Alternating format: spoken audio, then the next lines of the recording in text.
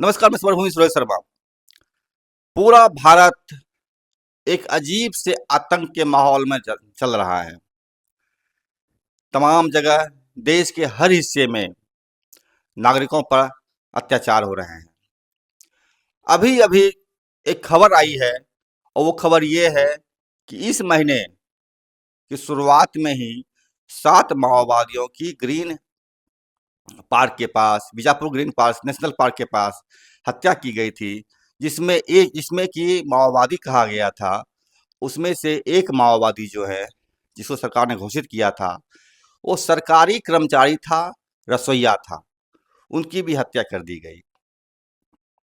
पूरे देश में नागरिकों की हत्या का सिलसिला चलता चला जा रहा है। कभी माओवादी के नाम पर, कभी आतंकवादी के नाम पर, कभी गुंडे के नाम पर, कभी बदमाश के नाम पर, कभी यूं तो थाना में ही पीट पीट कर मार दिया जा रहा है। ऐसे में एक सवाल उठता है मानवाधिकार का। आखिर मानवाधिकार होता क्या है? किसी भी मनुष्य का जो अधिकार है वो कहाँ से पता चलता है, कहाँ तक पहुँचता है? एक सत्ता का अधिकार कहाँ से चलता है, कहाँ तक पहुँचता है? ये एक अंतर्विरोध का मसला बनता जा रहा है। ऐसे में मेरे साथ हैं एक मानवाधिकार कार्यकर्ता, पीयूसीएल के सचिव सरफराज आलम। ये इनसे हम जानेंगे, कई सवालों पर इनसे बात करेंगे कि आखिर क्या है मानवाधिकार? किसका मानवाधिकार? पुलिस भी कहती है मेरा ही मानवाधिकार है, तो क्या वास्तव में उसको हत्या करने का एक अधिकार मिल जाता है, यही उसका मानवाधिकार है? बहरहाल, आइए हम सीधा सरफराज से ही जानते हैं इन विषयों पर। नमस्कार।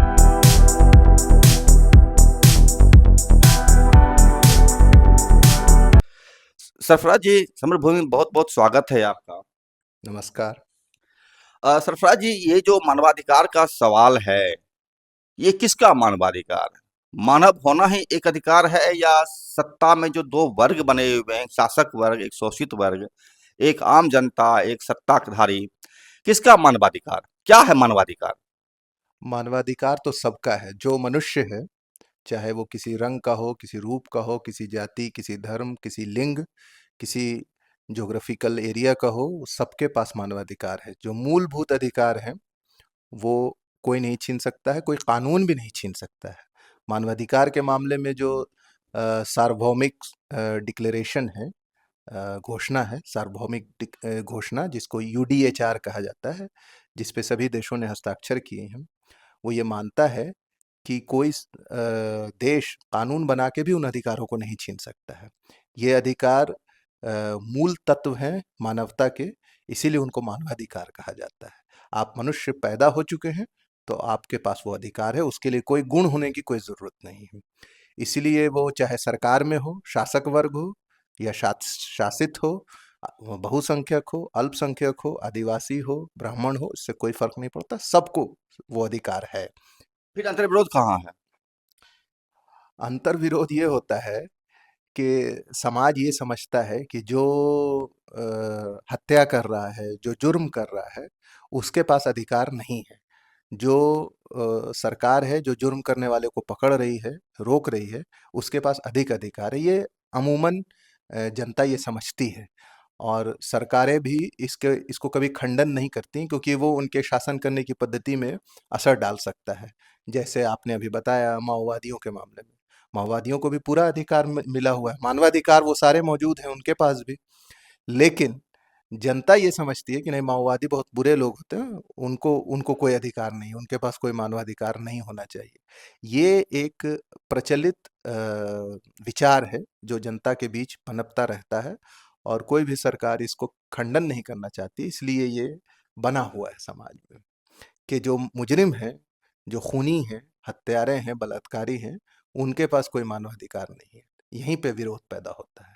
जबकि एक सभ्य समाज ये मानता है, ये हमने सैकड़ों हजारों साल में सीखा है कि जैसे जैसे समाज सभ्य होता गया, एक समय था यूरोप में, जो देशद्रोही होता था उसको सजा देने के लिए उसके जिस्म के 4 हिस्से कर दिए जाते थे, और रस्सी से अलग अलग हिस्से को खींच करके फाड़ा जाता था पब्लिक के बीच में। तो अपना तरीका था सजा देने का। उसको बाद आतंक पैदा करना बोलते हैं आतंक इसको। पैदा करने के लिए, है ना? इसको इसको क्वार्टर फोर करके इसका कुछ नाम था, हम्म, यानी चार हिस्से में क्वार्टर में बांटा जाता था, हम्म, इसलिए उसका नाम था। लेकिन जैसे जैसे सभ्यता बढ़ी, इन सब चीजों को खत्म किया गया, धीरे धीरे धीरे धीरे, तो फांसी को भी खत्म कर दिया गया। अभी लगभग 100 से ऊपर देश हैं जहां फांसी की सजा को खत्म किया जा चुका है, जिसमें लगभग दर्जन भर मुस्लिम देश भी हैं हम्म, जिन्होंने फांसी की सजा को खत्म कर दिया है। तो ये सभ्यता की निशानी है। मनुष्य समझता है कि फांसी की सजा देना अच्छी बात नहीं है, जान दे नहीं सकते हैं तो जान लेना भी नहीं चाहिए। पहले ये नहीं समझा जाता था। पहले समझा जाता था कि नहीं, खून का बदला खून होना चाहिए। हम्म, तो सभ्यता की सीढ़ी चढ़ते चढ़ते मानवाधिकार की भी व्यापकता बढ़ी है। जी। ये मानवाधिकार की व्यापकता पर आपने प्रश्न डाला, हम्म, लेकिन सवाल उठता है जब एक पुलिस हम्म, थाने में किसी नागरिक की पीट पीट कर हत्या कर देती है, जब एक पुलिस किसी को जिंदा पकड़ के गोली मार देती है फर्जी मुठभेड़ के नाम पर, जब एक पुलिस किसी महिला के साथ में बलात्कार करती है और उसका हत्या कर देती है और फर्जी तरीके से बोल देती है माओवादी है या ये आतंकवादी है या कश्मीरी आतंकवादी है, जो भी बोला जाता है, तो ऐसे में डिस्टिंग्विश हम्म, कौन करेगा कि वास्तव में उसकी हत्या हुई थी या वास्तव में वो आतंकवादी थी, माओवादी थी या सामान्य नागरिक ही थी, या क्या चीज़ होता है इसको। तो क्या पुलिस को ये जो इस तरह हत्या कर जिंदा, जैसे बासव राज के पकड़ कर जिंदा हत्या किया गया था, इसके बाद सुधाकर और कई सारे लोगों की हत्या किया गया था, अभी रसोईया का मामला प्रसंग सामने आ रहा है जहाँ पर कि उसको भी पकड़ के मार दिया गया था। तो ये तय कौन करेगा कि ये वास्तव में आतंकवादी है या सामान्य नागरिक है या क्या है, कौन तय करेगा? क्या है उसका मानवाधिकार मामला, अब क्या बनता है इसका? देखिए, ये यहाँ पे दो बातें हैं। एक कि कोई मुजरिम है कि नहीं है, ये तो न्यायालय तय करेगा। लेकिन मुजरिम है तो भी वो, आप उसके साथ वो व्यवहार नहीं कर सकते हैं जो पुलिस ने किया। अगर कोई महिला मुजरिम है तो उसका बलात्कार थोड़ी कर देंगे आप। या बसवराज को तो धोखे से मारा गया। ऐसा थोड़ी है कि दोनों तरफ से गोली चल रही थी और पुलिस की गोली लगी, वो मर गया, और उधर से कोई गोली चली और पुलिस वाला मर गया। ऐसा नहीं था। उसको एक जगह बुलाया गया और वहां वो गया, उसको मार दिया गया। तो ये कितना भी दुर्दांत अपराधी हो, आप ऐसे नहीं मार सकते हैं। वीरप्पन के बारे में कहा जाता था बहुत बड़ा तस्कर है, कर्नाटक के जंगलों में उसका एक छत्र राज था, बहुत सारे पुलिस वालों को उसने मारा, बहुत चंदन की लकड़ी का उसने बहुत सारी तस्करी की। लेकिन जब वीरप्पन को पुलिस ने मारा तो उस पे भी प्रश्न उठाया गया था कि क्या आप इस तरह से मार सकते थे? जिस तरह से मारा गया, उसको उसके माथे में 2 गोली मारी गई थी, उसको पकड़ के मारा गया था। कई बार पीयूसीएल के सामने भी ऐसे केस आते हैं जिसमें कोई दुर्दांत अपराधी पकड़ाया, तो पुलिस ये नहीं सोचती है कि इसको कोर्ट ले जाया जाए, वहाँ बहस चलेगी, उससे मतलब नहीं है। हाथ-पैर बाँध के पॉइंट ब्लैंक गोली मारती है। पॉइंट ब्लैंक कहने का मतलब कि माथे में सटा करके गोली मार दी गई। जब वैसा मारा जाता है तो जिस जगह पे गोली लगती है वहाँ पर काला रंग का गोला बन जाता है। तो वो इसीलिए उसको पॉइंट ब्लैंक कहा जाता है। तो ये पुलिस नहीं कर सकती। ये किसी भी शासक वर्ग की, किसी भी राज्य सत्ता के पास इतने अधिकार नहीं हैं कि वो इस तरह से किसी को मार दे। युद्ध में आप ऐसा नहीं कर सकते हैं। अ, जैसे अभी हमास और इजराइल के बीच युद्ध चल रहा है, तो क्या आप किसी नागरिक को पकड़ के मार सकते हैं? नहीं मार सकते हैं। आप सिर्फ सैन्य ठिकानों पे अटैक कर सकते हैं। द्वितीय विश्व युद्ध में भी यही हुआ था, युद्धबंदी बनते थे, लाखों करोड़ों बनते थे युद्धबंदी, और ये सब चीज़ें होती रही हैं। लेकिन सवाल उठता है कि इस तरह घटनाएँ घट रही हैं। हम्म, दूसरी चीज़ मैं जानना चाहूँगा, आज से 75 साल पहले एक महात्मा गांधी हुआ करते थे। महात्मा गांधी जो देश के बहुत बड़े फाउंडर रहे हैं, जिन्होंने किया स्वतंत्रता आंदोलन में भूमिका निभाई है, उनकी जब हत्या आरएसएस के एक गुंडे ने किया, नाथूराम गोडसे ने, तो उसने पब्लिक ने पकड़ लिया था उनको, उनको पब्लिक चाहती थी पीट पीट के मार सकती थी, लेकिन उनको नहीं मारा गया। कोर्ट में हाजिर किया गया, कोर्ट में उसका प्रोसीड्यूर हुआ, फिर कोर्ट ने जो निर्णय लिया। 1 साल तक केस चला उसमें। बिल्कुल। 1949 में उसकी फांसी हुई। फिर एक दूसरी घटना होती है अभी मुंबई में, 9/11 बोलते हैं उसको, जो भी बोलते हों, उसमें एक कसाब, 26 है। 26/11 कसाब को पकड़ा गया था, जिंदा पकड़ा गया था, उसको मारा नहीं गया, उसको भी न्यायालय में वही सुरक्षा दी गई, वही प्रोसीड्यूर दिया गया, और न्यायालय ने जो डिसीजन लिया वो डिसीजन लिया। तो आप जब एक सत्ता जब आती है, भाजपा शासित हो या आरएसएस की, जो कभी संविधान को मानती नहीं थी, आज वो नाच रही है और बोल रही है कि हमको अधिकार है कि हम किसी की भी हत्या कर सकते हैं, किसी को भी मार सकते हैं, कानून की जो मानने की जरूरत नहीं है। तो ये अंतर को आप किस में देख पाते हैं कि ये गांधी की हत्यारे को तो कोर्ट लाया जाता है, लेकिन आज एक आम नागरिक को पकड़ के सीधा गोली मार दिया जाता है। इसको किस में देख पाते हैं आप? ये हमारे लोकतंत्र की गिरावट की निशानी है ये। हम अपने लोकतंत्र को बेहतर, व्यापक और ज़्यादा अकाउंटेबल बना रहे थे, लेकिन वो अब धीरे-धीरे बैकवर्ड बेंडिंग हो रहा है। वो तो दिख रहा है कि कोई मॉब लिंचिंग बहुत बढ़ गई है। मॉब लिंचिंग बिल्कुल। ये बहुत पहले होता था, जब 60-70 के दशक में, जब आदमी परेशान की हालत में रहता था, कोई चोर पकड़ा गया तो लोग उसको मारते, लेकिन धीरे धीरे धीरे वो खत्म हो गया था। समाज ने ये सीखा कि हम ऐसे नहीं कर सकते हैं। लेकिन ये पिछले 5-6 सालों में ये खूब बढ़ा है। गाय के नाम पे, बच्चा चोरी के नाम पे, दो साधुओं को महाराष्ट्र के पालघर में वो हाथ जोड़ते रहे कि हमने नहीं बच्चा चोरी किया, हम लोग बच्चा चोर नहीं, लेकिन लोगों ने मार दिया उसको। अगर ये हमारे खून में घुस जाएगा, हमारी प्रवृत्ति में घुस जाएगा, तब तो कोई भी किसी को मार देगा। आज आप किसी को मार रहे हैं, कल को आपको कोई मार देगा। फिर आप कहते रहिएगा कि न्याय व्यवस्था कहाँ चली गई है।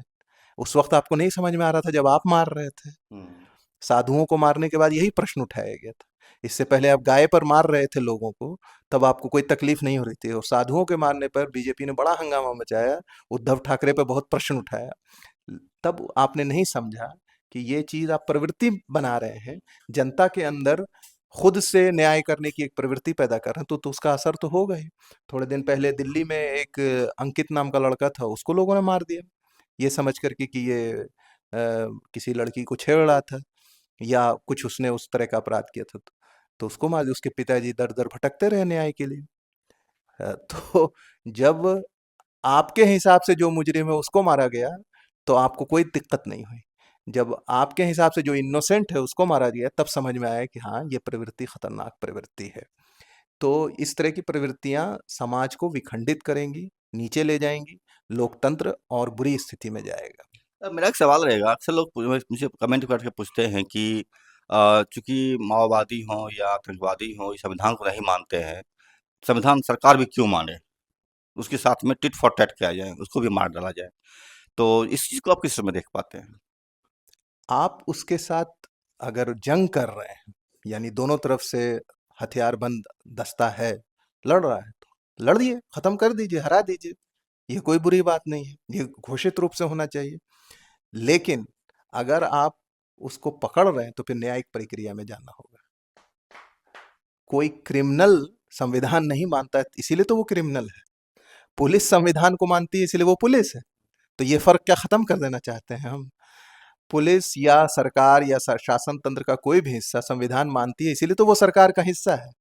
जो इस सोशल और एंटी सोशल में यही तो फर्क है। तो पुलिस अगर एंटी सोशल बनना चाहती है, तो फिर तब तो फिर इस समाज को कोई नहीं बचा सकता है। संविधान को मानना और नहीं मानना, इसी की तो लड़ाई है। मतलब आप कहना चाहते हैं कि अगर एक चोर या एक माओवादी या एक आतंकवादी संविधान को नहीं मानता, तो आप उसके लिए इसलिए उसकी हत्या कर देते हैं कि हम भी संविधान को नहीं मानेंगे इसको लेकर के, तो निश्चित तौर पर चीजें जाएगी अराजकता की तरफ, बिल्कुल, और समाज में चीजें विखंडित होगी, समाज में अराजकता फैलेगा। आप भी कहना चाह रहे बिल्कुल, बिल्कुल, बिल्कुल, समाज ही नहीं बचेगा। जब समाज के सभी वर्ग एंटी सोशल हो जाएंगे, तो फिर समाज कहाँ बचेगा? फिर ना कोई एंटी सोशल रहेगा, ना सोशल रहेगा, ना सोसाइटी ही नहीं रहेगी। तो फिर कैसा देश बनेगा? सब खत्म हो जाएगा, बर्बाद हो जाएगा। जैसा अफ्रीका के कई देशों में हुआ था, जब नए नवोदित राष्ट्र जितने थे, जहाँ कैपिटलिस्ट कंट्रीज वहाँ से गए, लेकिन अराजकता छोड़ के गए। वहाँ सिर्फ हत्या हत्या हत्या हत्या यही चलती रही। सूडान में, रुवांडा में, सोमालिया में यही चलता रहा। ये तो भारत का सौभाग्य है कि इसको ऐसे लीडर्स मिले जिन्होंने इसे एक शानदार राष्ट्र बनाया। और बहुत दूर जाने के बाद पाकिस्तान में क्या होता है, आज तक पाकिस्तान में खून खराबा चल रहा है, चल रहा है। हमको हमेशा एक एनिमी चाहिए, ये उसी अराजकता का नतीजा है। अगर हमको संविधान और लोकतंत्र में विश्वास है, तो थोड़े दिन के बाद वो अराजकता अपने आप सेटल हो जाती है। दो वर्गों के बीच की जो खलिश होती है, दुश्मनी होती है, वो अपने आप सेटल हो जाती है, और हम किसी बीच के जगह पर पहुंच जाते हैं। यही चीज़ माओवादियों और सरकार के बीच में भी हो रही थी। और हो ही जाएगी कभी ना कभी। लेकिन आप अगर इस तरह से लोगों को मारेंगे तो फिर वो नहीं होगी, थोड़े दिन के लिए दब जाएगी, फिर उभरेगी। मैंने आप कहना चाहते हैं कि अगर सरकार संविधान के इतर हम्म, माओवादियों को इसी तरह फर्जी मर्डर करके मारती है, या महिलाओं का बलात्कार करती है, या बच्चों की हत्या करती है संविधान के इतर, तो निश्चित तौर पर संविधान के खिलाफ एक माहौल बनेगा और ये आंदोलन और बढ़ जाएगा। भले ही था दब जाए लगता है, लेकिन वो बढ़ेगा। बिल्कुल बिल्कुल, थोड़े समय के लिए दब जाएगा, फिर बढ़ जाएगा, फिर उभरेगा। अच्छा, एक चीज़ मुझे बताइए। एक चीज़ होता है कि जैसे कि आप किसी पुरुष का या महिला का जो उनके साथ मानव अधिकार का जो हनन होता है, चाहे उनकी हत्या हो जाए या बलात्कार हो जाए या फिर उनका कुछ भी हो जाए, तो चूँकि बोल सकते हैं तो आप उनको डिस्टिंग्विश कर सकते हैं उनके बातों से, उनके बातों से, चीज़ों से। लेकिन अगर एक बच्चा का अगर हत्या कर दिया जाए, या बच्चा का अगर हाथ काट दिया जाए, या बच्चे को अगर मार दिया जाए, तो उसके मानवाधिकार का क्या होगा? बच्चे का मानवाधिकार ज़्यादा है किसी एडल्ट के मुकाबले, इसलिए क्योंकि बच्चा उस चीज़ को डिस्टिंग्विश नहीं कर सकता है कि जो उसके साथ अपराध हो रहा है वो क्या है। इसीलिए अगर एक बच्चे की हत्या हो और एक वयस्क की हत्या हो, दोनों कोर्ट में जाए, तो बच्चे की हत्या के मामले में कोर्ट ज़्यादा संवेदनशील होगा। यही गैर बराबरी जो है समाज के अलग अलग हिस्सों के लिए कानून बनाने पर हमें मजबूर करती है। अगर गैर बराबरी नहीं होती तो फिर कानून भी एक ही समान होता। बच्चे के मामले में सत्ता, सरकार, संविधान ज़्यादा संवेदनशील होगा, और उसकी वजह यही है कि वो अपने खिलाफ होने वाले अत्याचार को वो पहचान नहीं सकता है, आवाज़ नहीं उठा सकता है, बता नहीं सकता है। इसलिए हम समाज और सरकार ज़्यादा संवेदनशील होगा उसके मामले में। आपसे एक बार बात हो रही थी हमारी किसी बात में, आपने बताया था कि ताकतवर का जवाबदेही ज़्यादा होता है, और जो कमज़ोर होता है उसकी जवाबदेही मानवाधिकार का मतलब हनन का मसला जो है ज़्यादा इम्पोर्टेंस रखता है बजाय ताकतवर सत्ता के। जैसे कि पुलिस की 76 पुलिस की हत्या हो जाती है छत्तीसगढ़ में, उसका मानवाधिकार, और एक गरीब आदिवासी का हत्या हो जाता है उसका मानवाधिकार, या एक स्त्री का मानवाधिकार एक हनन पुरुष करता, पहले पति ही उसका क्यों ना हो, तो महिला का बात अधिक सुनी जाती है, पुरुष की बातें कम सुनी जाती है। तो ये मजबूत का मानवाधिकार, कमजोर मानवाधिकार में क्या है? देखिए, समाज गैर बराबरी पर आधारित है। अलग अलग वर्ग को अलग अलग एक्सेसिबिलिटी है, शक्ति तक उसको पावर की एक्सेसिबिलिटी जो है अलग अलग है। तो इस इम्बैलेंस की वजह से, इस गैर बराबरी की वजह से जो न्याय व्यवस्था होगी वो भी उसको गैर बराबर ढंग से देखेगा, तभी बराबरी आएगी। इसके लिए बहुत मशहूर दार्शनिक एरिस्टोटल का कथन है, equal law for equals and unequal law for अनइक्वल्स।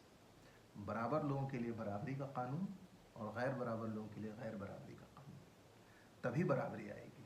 अगर गैर बराबर लोगों के लिए भी बराबरी का कानून बन जाए तो समाज में कभी भी गैर बराबरी ख़त्म नहीं होगी। इसीलिए ताकतवर लोग अगर अन्याय करेंगे तो उसके खिलाफ न्याय व्यवस्था ज़्यादा कठोर होगी, और जो कमज़ोर लोग होंगे वो अन्याय करेंगे तो उनके लिए न्याय व्यवस्था उतनी कठोर नहीं होगी, बल्कि उनको, और उसकी वजह ये है कि जो कमज़ोर लोग हैं उनको सज़ा दिलाना ज़्यादा आसान होगा। उनके साथ पुलिस अगर बहुत दबिश नहीं भी करे तो भी उनको सज़ा मिल जाएगी, और जो ताकतवर लोग हैं उनके मामले में अगर पुलिस बहुत ज़्यादा सशक्त नहीं हो तो उनको कभी सज़ा नहीं दिलाई जा सकेगी। यही वजह है कि जो कमज़ोर लोग हैं उसके मामले में समाज को, सिविल सोसाइटी को उतनी आवाज़ उठाने की ज़रूरत ही नहीं है। उसको सज़ा, जैसे औरत के मामले में है, औरत अगर कोई जुर्म कर दे, आप कोई आवाज़ नहीं उठाइए, उसको सज़ा मिल ही जाएगी, अपने आप मिल जाएगी। वैसा वल्नरेबल कम्युनिटी ही है। लेकिन किसी मर्द ने कोई जुर्म किया हो औरत के खिलाफ, उसको सज़ा दिलाना हो तो पूरे समाज को खड़ा होना पड़ेगा, तब जाके उसको सज़ा मिलेगी। इसी गैर बराबरी की वजह से सिविल सोसाइटी हमेशा कमज़ोर लोगों के पक्ष में आवाज़ उठाती है। तब ये लोग सवाल करते हैं कि आप उनके बारे में तो नहीं बोला, इनके बारे में क्यों बोला? उसकी पीछे यही वजह है। किसी दलित के खिलाफ अगर कोई जुर्म हो तो सिविल सोसाइटी को बहुत ज़्यादा उस उतावलापन दिखाने की ज़रूरत नहीं है, उसको सज़ा मिल ही जाएगी। उसका सबसे अच्छा उदाहरण है दामुल फिल्म, देखिए प्रकाश झा की, उसमें दलितों को कैसे सज़ा मिली है, आराम से सज़ा मिल गई। लेकिन ज़मींदार को सज़ा दिलाना हो तो पूरा पूरा जब तक एक आंदोलन नहीं चलेगा उसको सज़ा नहीं मिलेगी। यही फ़र्क। इसीलिए पीयूसीएल जो है कमजोरों की आवाज उठाती है। बिल्कुल बिल्कुल बिल्कुल बिल्कुल। तो इसीलिए पीयूसीएल जैसे ह्यूमन राइट्स ऑर्गेनाइजेशन का जो दुनिया के जो सारे कार्य- दुनिया के सारे मानवाधिकार संगठन इसी इम्बैलेंस को फॉलो करते हैं। ये बायस है, एक पॉजिटिव डेमोक्रेटिक बायस है, ये बना रहेगा हमेशा जब तक गैर बराबरी रहेगी। जब तक गैर बराबरी रहेगी कमजोरों का राइट्स ज़्यादा सुना जाएगा। इसको आप इस तरह से इम्बैलेंस करने की कोशिश नहीं कर सकते हैं कि सरकार माओवादियों ने 76 पुलिस का हत्या कर दिया इसलिए जो है मतलब उसका अधिकार जो है नहीं होगा, और जो मतलब उसको इस आधार पर हम उसको ख़त्म नहीं कर सकते हैं उस कमजोरों के राइट्स को। एक बहुत महत्वपूर्ण चीज़ बताया आपने। मुझे एक और चीज़ जानना है, जब आप भारत जैसे देश में अभी आजकल कई सारी चीज़ें चल रही हैं, जैसे कि गाय के सवाल पर कुछ लोग बोलते हैं गाय माता है तो उसका भी ह्यूमन राइट्स होगा, तो गाय का क्या भी ह्यूमन राइट्स होता है? गाय तो ह्यूमन नहीं है, हम्म, हाँ, लेकिन चूंकि एक समाज का एक वर्ग उसको आदर से देखता है, उसके लिए वो संवेदनशील मामला है, तो जाहिर है उसके लिए कानून बनाया जा सकता है, क्योंकि किसी की भावना को आहत ना पहुंचे इसके लिए सरकार का, समाज का काम है कि वो कानून बनाए। लेकिन आपकी भावना इरैशनल नहीं होनी चाहिए, अवैज्ञानिक नहीं होनी चाहिए, ये हमारा संविधान कहता है। ठीक है। मेरा एक सवाल होगा, क्योंकि वक्त आपका ज़्यादा ले रहे हैं हमें। ये जो विभिन्न सोसाइटीज, कुछ लोग जैसे कि कार्ल मार्क्स ने एक कहा था कि अ, चोर भी एक विद्रोही है, क्योंकि उसको समाज व्यवस्था ने उसको जो है उसका अपना हक नहीं दिया, इसलिए वो विद्रोह करता है। तो भारत के हिस्से में विभिन्न हिस्सों में जैसे कि मणिपुर में लोग लड़ रहे हैं, उल्फा था कुछ समय में, फिर माओवादी है, या फिर पूरे भारत के अंदर बहुत सारी चीज़ चल रही है। तो क्या लगता है कि ये लोग जो लड़ रहे हैं विभिन्न हिस्से में, क्या वजह है जो ये लोग लड़ रहे हैं? जो एक बहुत बड़ा सवाल उठ रहा है लगातार भारत में कि ये लोग क्यों लड़, खासकर माओवादी क्यों लड़ रहे हैं? देखिए, लड़ने की दो वजह होती है, एक गैर बराबरी और दूसरा जुल्म। गैर बराबरी में जो आपने मार्क्स वाली बात कही, चोरी वही करेगा जिसके पास धन संपत्ति नहीं है। तो उस गहराई तक समाज को पहुंचना हो, चोरी आप रोकने के लिए सिर्फ कानून बनाने से नहीं होगा। कानून सिर्फ एक मरहम है, वो इलाज नहीं है। तो उसी तरह से समाज में व्याप्त गैर बराबरी जुर्म पैदा करती रहेगी, ये एकदम तय है। और दूसरा कारण है जुल्म। एक वर्ग दूसरे वर्ग पे जुल्म करेगा तो फिर लड़ाई होगी। लेकिन सरकार का काम है, आप कई बार ऐसा होता है कि कुछ दुर्भावनाएं भी पैदा हो जाती हैं, कुछ शक पैदा हो जाता है, उसकी वजह से भी झगड़ा होता है। जैसे हिंदू मुसलमान वाला मामला होता है, उसमें कोई किसी पे जुल्म नहीं कर रहा होता है, बस कोई घटना घट गई, कोई बात बुरी लग गई, कोई शक पैदा हो गया, उस वक्त सरकार का और समाज का काम है कि वो बीच का रास्ता निकाले, वो कैसे मिलाए, है ना, कैसे जोड़ा जाए, हारमनी कैसे पैदा कीजिए, ये सरकार का काम है। कुछ लोग बता रहे थे कि कोर्ट अगर सही सही काम करे, कोर्ट अगर न्याय को त्वरित न्याय करे और चीज़ों को जस्टिस दे, तो निश्चित तौर पर जो है इस तरह के आंदोलन को रोका जा सकता है। बिल्कुल बिल्कुल बजाय आप बल प्रयोग करके उसको आप खत्म नहीं कर सकते हैं। बिल्कुल क्या? बिल्कुल बिल्कुल। जब न्यायालय विफल हो जाते हैं तभी बहुत सारा वर्ग, समाज का वर्ग, खासतौर पर युवा वर्ग, उसको लगता है कि नहीं, अब तो विद्रोह करने की ज़रूरत है। भले वो शांतिपूर्ण विद्रोह करे या सशस्त्र विद्रोह करे, लेकिन ये तभी होता है जब न्यायालय से उनको उनकी आवाज़ नहीं सुनी जाती है। भगत सिंह का उदाहरण देखिए, उन्होंने संसद में जाकर के बम फोड़ा और पर्चा बांटा, और उसमें यही लिखा हुआ था कि बहरी सरकार को आवाज़ सुनाने के लिए कुछ धमाका करना ज़रूरी है, क्योंकि वो सारी कोशिश करके भी सुना नहीं सके, अपनी बात नहीं बता सके, सरकार सुनने के लिए तैयार नहीं थी। तो अंततः उन्होंने वहाँ किया और ख़ुद की गिरफ्तारी भी दी। तो ये आपके सिस्टम का फेलियर है। आपने जो तीन चीज़ें बना के रखी हैं लोकतंत्र की, न्यायपालिका, विधायिका और कार्यपालिका, उसका फेलियर होगा तो इस तरह की चीज़ें होती रहेंगी और हमेशा होती रहेंगी। भारत जैसे देश में अभी बहुत लूप होल्स है, बहुत लूप होल्स है। अभी परसों तरसों वहाँ अटल पथ पे एक जीप तेज़ी से जा रही थी, कई पुलिस वालों को कुचल के चली गई, जिसमें से एक बेचारी गरीब सी एक महिला कांस्टेबल थी, कोमल कुमारी, उस मर गई। तो जब पुलिस वालों की जान ही सुरक्षित नहीं है तो आम आदमी की क्या कहिएगा। और कोई ऐसा हंगामा नहीं हुआ, इस पर कोई आंदोलन नहीं हुआ, हम कुछ संवेदनशील नहीं है इस बात को लेकर के। तो जब, और इसकी वजह से पुलिस और जनता के बीच दूरी बढ़ती है, पुलिस जनता को दुश्मन समझती है, जनता पुलिस को दुश्मन समझती है, जबकि वो दोनों एक दूसरे के पूरक हैं। तो पूरक होना चाहिए। पूरक हैं, हम समझते नहीं है कि पूरक हैं, है ना। पूरक तो वो हैं, लेकिन दोनों अपने अपने रोल को नहीं समझ रहे हैं। जो वेस्टर्न यूरोप में ऐसा है, पुलिस पे कोई जुल्म होता है तो जनता खड़ी हो जाती है उनकी सुरक्षा के लिए, उनके लिए आवाज़ उठाती है। लेकिन भारत में ऐसा नहीं हो सकता, क्योंकि अभी हम उतनी संवेदना प्राप्त नहीं कर पाए, हम समझ नहीं पाए हैं कि जो कार्यपालिका की जिम्मेदारियां क्या हैं, तो हमारी जिम्मेदारी कार्यपालिका के लिए क्या है, इसको समझना भी बाकी है, अभी वक्त है इसके लिए। एक आखिरी सवाल मेरा रहेगा और वो पर्सनल सवाल रहेगा आपसे। जब जब आप पर पीयूसीएल या ह्यूमन राइट्स जैसी संस्थाओं पर ये आरोप लगता है कि ये लोग नक्सलपंथियों की आवाज़ उठाते हैं, पूछते हैं, या ये लोग तभी आवाज़ उठाते हैं जब माओवादियों का होता है, या जब ये लोग तभी आवाज़ उठाते हैं जब आतंकवादियों का मामला होता है, तो इस चीज़ों को आप किस रूप में देख पाते हैं? इस आरोप को आप कितना झेल पाते हैं? इसका परिणाम क्या होता है और उसको किस तरह से आप झेल पाते हैं? हम तभी आवाज़ उठाते हैं जब आप मानवाधिकार का उल्लंघन करते हैं। आप किसी क्रिमिनल को पकड़िए, और ये आपसे मतलब क्या पुलिस और सरकार से है? हाँ, हम जाहिर है हम सरकार से सवाल उठाते हैं। आप किसी क्रिमिनल को पकड़ा, न्यायिक प्रक्रिया में ले गए, जुर्म साबित हो गया और आपने उसको जेल पहुंचा दिया, हम कोई सवाल नहीं उठाएंगे। लालू प्रसाद को 11 साल जेल में रखा गया, कोई मानवाधिकार संगठन हल्ला कर रहा है? कोई नहीं हल्ला कर, क्यों हल्ला करेगा? आपने सहारा, सुब्रतो सहारा को जेल में डाल दिया, वो तो बहुत ताकतवर आदमी थे। आपने पटना के डीएम गोस्वामी जो थे, क्या पूरा नाम था उनका याद नहीं, जो जेल में ही मर गए, उनको जेल में डाल दिया, कोई नहीं हल्ला कर रहा था। आप जेल में डालने के बाद अगर उस पर अत्याचार करेंगे तब हल्ला होगा, आप उसको फांसी दे देंगे तब हल्ला होगा। तो सिंपल सी चीज़, इसको समझना चाहिए।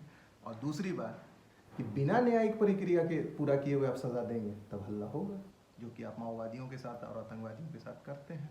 न्यायिक प्रक्रिया पूरी नहीं हुई और आप उसको गोली मार रहे हैं और कह रहे हैं कि भिड़ंत हुई थी। ये नहीं, मैं सवाल था कि ये आरोप जब आप लोग पर लगता है, जब आप अखबारों में सुनते हैं कि पीयूसीएल के लोग या फिर ह्यूमन राइट्स के लोग जो है उस लोगों का पक्ष लेते हैं, तो कैसा फील करते हैं? आरोप इसलिए फील कुछ नहीं करते हैं, आरोप इसलिए लगता है क्योंकि वो अभी नासमझ नहीं जान रहे हैं। धीरे धीरे, हालांकि इससे पहले और ज़्यादा आरोप लगता था। वो तो सलमान खान की एक फिल्म ही है जिसमें इस बार प्रश्न को उठाया गया है कि आप लोग हल्ला करते हैं आतंकवादियों के मारने पर, वो हम लोग को मारते हैं तो आप लोग हल्ला नहीं करते हैं। तो जो संविधान को मान ही नहीं रहा है, आप तो संविधान के रक्षक हैं, है ना, क्यों आप उसको मार रहे हैं तो कल हमको भी मार दीजिएगा और कहिएगा कि आतंकवादी था, तो हम क्या कर सकेंगे। इसीलिए ये एक टैब लगा के रखना बहुत ज़रूरी है। बल्कि एनएचआरसी ने भी एक जो अभी थोड़े दिन पहले अभियान का कार्यक्रम हुआ था गांधी संग्रहालय में, वहाँ मैंने ये बात कहा भी था। एनएचआरसी ने पूरा एक डिक्लेरेशन दिया था कि जब भी कोई मुठभेड़ हो तो एक एफआईआर दर्ज होना चाहिए। मैंने वो पब्लिश किया है और डिस्क्रिप्शन में डाल दूंगा वो लिंक, इनका स्पीच था पूरा जी। हाँ, अगर उसको आपने रिकॉर्ड किया होगा तो वो बहुत महत्वपूर्ण है। 2011 में उसको दिया गया, पहले तो 1997 में आया, फिर 2010 में और 11 में भी सुप्रीम कोर्ट ने भी उसको रेक्टिफाई किया कि मुठभेड़ होगी तो आप एक एफआईआर दर्ज कीजिए पुलिस के ऊपर और जांच कीजिए कि सही मुठभेड़ है कि नहीं। हो गया, सही मुठभेड़ है, ठीक है।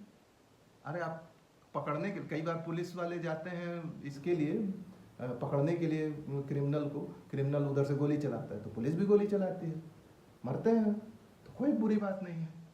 अरे गोली चलेगी दोनों तरफ से तो आप खड़े थोड़ी रहिएगा, आप फुल माला थोड़ी पहनाएंगे। तो ये एक बेवकूफ़ी वाली बात है। लेकिन पिछले बार एक यूपी में घटना हुई थी जिसमें कि एक पुलिस ने एक आदमी को, जो भी भले ही जितना भी अपराधी हो, उसको गिरफ्तार किया, थाना लाई और 3 फीट ऊंची टोंटी में उसको दिखाया गया कि फांसी लगा के मर गया। ये पुलिस का कार्यनीति है, कार्य सवाल है। लेकिन महफूज, बहुत बहुत शुक्रिया, आपने बताया चीज़ों को। मैं और भी बात करूँगा आपसे, लेकिन मैं लास्ट ही कर लूँगा। तो एक चीज़ है कि अगर आप ह्यूमन राइट्स की बात करते हैं तो आपको ह्यूमन राइट्स को सम्मान भी देना पड़ेगा। अगर आप संविधान की बात करते हैं तो आपको संविधान की बात भी करनी होगी, सम्मान देना पड़ेगा। अगर आप संविधान का सम्मान नहीं करेंगे, अगर आप ह्यूमन राइट्स का सम्मान नहीं करेंगे, तो निश्चित तौर पर याद रखिए, सम्मान करने की जवाबदेही आपकी ज़्यादा है, आपकी ही जवाबदेही है। अगर आप सम्मान नहीं करेंगे तो कोई सम्मान नहीं करेगा। जब कोई सम्मान नहीं करेगा, समाज जाएगा अराजकता की ओर, हर एक दूसरे को मारेगा और आप आवाज़ नहीं उठा पाएंगे। मैंने शुरुआत में ही बताया था, गांधी के हत्यारे को पकड़ा गया, कोर्ट में प्रस्तुत किया गया, कोर्ट ने उनको सजा दिया। पब्लिक पीट सकती थी, पब्लिक मार सकती थी उसको पीट पीट करके। और अगर उस वक्त हमारा संविधान भी नहीं था। उसका संविधान भी नहीं था, बिल्कुल, बहुत सही बात उन्होंने कहा। आज अगर आप ये चीज़ कर रहे हैं, किसी को फर्जी मुठभेड़ में हत्या कर रहे हैं, तो निश्चित तौर पर तैयार रहिए कि वह भी आपकी हत्या करेगा। तब आपको भी यह बोलने का हक नहीं बचेगा कि आप संविधान के बाहर हैं, ये लोग संविधान के अंदर हैं। माओवादियों ने आपके ही एक APS की हत्या करके ये बात साबित कर दिया है। सरफराज जी, बहुत बहुत स्वागत है, मैंने धन्यवाद आपका। आपने तमाम मुद्दों पर चीज़ों को रखा और हम विदा लेते हैं। हम दर्शकों को कहना चाहेंगे कि आप पसंद देखिए, लाइक कीजिए, शेयर कीजिए और इन सवालों पर गंभीरता से ज़रूर सोचिए। नमस्कार।